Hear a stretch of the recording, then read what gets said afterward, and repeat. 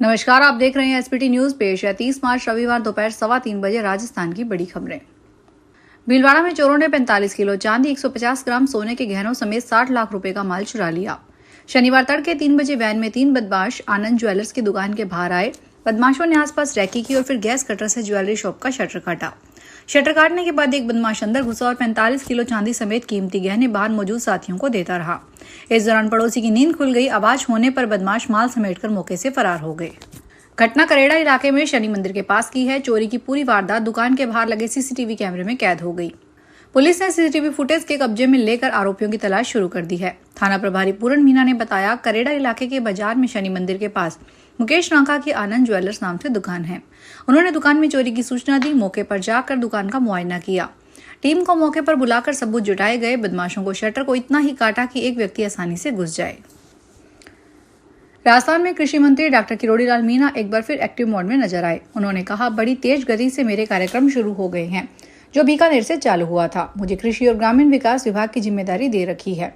ऐसे में कुछ दिन बाद बड़े धमाके देखने को मिलेंगे कि काम किस तेजी से होते हैं।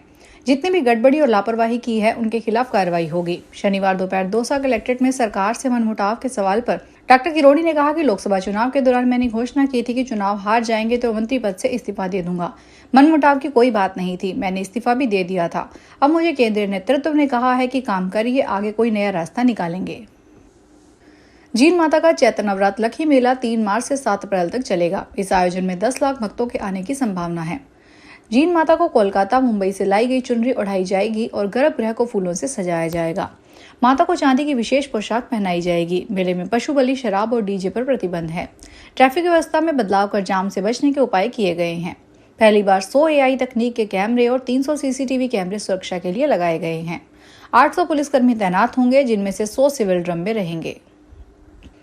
नागौर के जिला कांग्रेस कार्यालय में शनिवार को जिला कांग्रेस कमेटी की बैठक हुई। बैठक के दौरान नगर निकायों और ग्राम पंचायतों के पुनर्सीमांकन के विरोध में कांग्रेस कार्यकर्ताओं ने आवाज उठाई। इस बैठक में मुख्य अतिथि महिला कांग्रेस प्रदेश अध्यक्ष सारिका चौधरी रही और अध्यक्षता कार्यकारी जिला अध्यक्ष हनुमान बांगड़ा ने की। नागौर लोकसभा क्षेत्र के पुनः प्रभारी बने विधायक मनोज मेघवाल का स्वागत किया गया। बैठक में मकराना विधायक और जिला अध्यक्ष जाकिर हुसैन के सावत ने आरोप लगाया कि बिना नियमों का पालन किए ग्राम पंचायतों और नगर निकायों का सीमांकन किया जा रहा है और इसके पीछे राजनीतिक द्वेष के कारण दोहरे मापदंड अपनाए जा रहे हैं। उप मुख्यमंत्री दिया कुमारी ने शनिवार को नई दिल्ली के बीकानेर हाउस में चल रहे राजस्थान उत्सव 2025 का अवलोकन किया। उन्होंने राजीविका द्वारा लगाए गए क्राफ्ट मेले और फूड फेस्टिवल में राजस्थान के विभिन्न अंचलों से आए हस्तकारों से बात की और उनके उत्पादों की जानकारी ली। कलाकारों की प्रशंसा करते हुए उनका मनोबल बढ़ाया। राजस्थान स्थापना दिवस के उपलक्ष्य में चलने वाले इस 9 दिवसीय उत्सव में उपस्थित आगंतुकों को उन्होंने हिंदी नव वर्ष की शुभकामनाएं दी। इस अवसर पर अंजू ओम प्रकाश, रिंकू मीना, मनोज सिंह सहित अन्य अधिकारी और कर्मचारी भी मौजूद थे। अजमेर की पुलिस अधीक्षक वंदिता राणा ने मांगली आवास थाना प्रभारी हरीश चौधरी को लाइन हाजिर कर दिया है। हाईवे पर तेल और गैस चोरी के मामले में लापरवाही बरतने के कांड कार्रवाई की गई। एसपी वंदिता राणा ने बताया कि इन मामलों में लापरवाही के चलते हरीश चौधरी को हटाया गया और जांच चल रही है। एसपी ने 15 जनवरी को तबादले किए थे और हरीश चौधरी को पिसांगन से मांगली आवास थाने की जिम्मेदारी दी थी। चूरू में हवेली संपदा के संरक्षण पर चर्चा हुई। जिला कलेक्टर अभिषेक सुराना ने हवेलियों को चूरू की विशेष पहचान बताते हुए युवाओं को विरासत से जोड़ने की आवश्यकता पर बल दिया। अनिल राठौड़ ने ऑनलाइन माध्यम से हवेली संरक्षण की चर्चा को उपयोगी बताया। Professor doctor Surendra D Soni ने कहा कि मालिकों का व्यवसाय के लिए बाहर रहना हवेलियों की दुर्दशा का कारण है। भित्ति चित्र विशेषज्ञ अरविंद शर्मा ने विरासत संरक्षण को केवल सरकार का दायित्व नहीं बताया। राजेश शर्मा ने हवेलियों को पर्यटन से जोड़ने का सुझाव दिया। सिरोही के गवर्नमेंट कॉलेज के विज्ञान भवन में शनिवार को मुख्यमंत्री रोजगार उत्सव में युवा सम्मेलन आयोजित हुआ। राज्य मंत्री ओटाराम देवासी ने नई नियुक्तियों को बधाई दी और सरकारी योजनाओं की सराहना की। सांसद लुमाराम चौधरी ने सरकारी योजनाओं का प्रचार बढ़ाने पर जोर दिया। समारोह में 164 नव नियुक्त कर्मचारियों को वेलकम किट दी गई, जिसमें 138 चिकित्सा स्वास्थ्य विभाग से शामिल थे।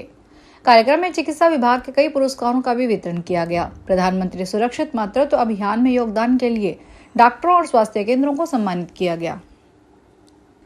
12 में गेहूं कटाई के चलते कृषि उपज मंडी में आवक बढ़ गई है। मंडी के अध्यक्ष मनीष लश्करी ने बताया कि शनिवार को 12 मंडी में तकरीबन 4 लाख कट्टे गेहूं की बम्पर आवक रही, जिससे मंडी का चप्पा चप्पा गेहूं से भर गया। नीलामी प्रक्रिया देर शाम तक चली, जिसमें किसानों को 2400 से 2700 रुपए प्रति क्विंटल के भाव मिले।